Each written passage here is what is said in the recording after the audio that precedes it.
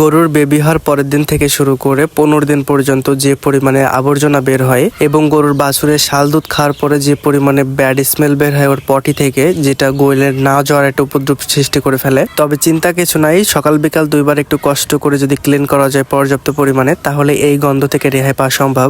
সকাল বাজে 6টা, চলে আসলাম গোয়ালে। গোয়ালটা প্রথমে পরিষ্কার করে রেখে দেন তারপরে অন্য কাজ করতে হবে। আচ্ছা, এখন বলতে পারেন জাস্ট একটা গরু পুষতেছেন, তার ভিডিও করতেছেন। এর আগে আসলে আমরা ষাঁড় পুষতাম বেশি, গাই গরু আমরা কখনো পুষিনি। তো আব্বুর ব্যবসার টাকা লাগার ক্ষেত্রে সেই সমস্ত গরু প্রায় 1 বছর বিক্রি করে আমরা ব্যবসায় খাটাইছি। এর ভিতরে আমরা আর গরু কিনিনি, তো এটা আমার নানা আমারে দিয়েছিল, তো সেটা আমরা পালতেছি এখন আপাতত।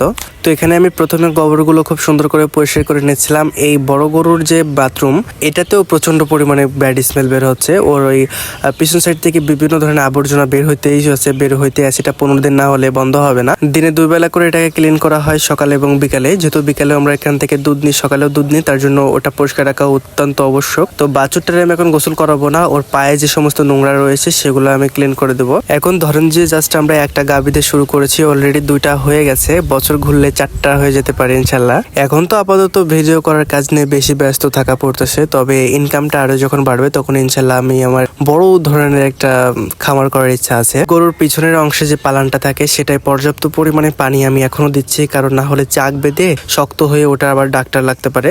তো পানি দিলে বাটটা সবসময় নরম থাকে কিন্তু।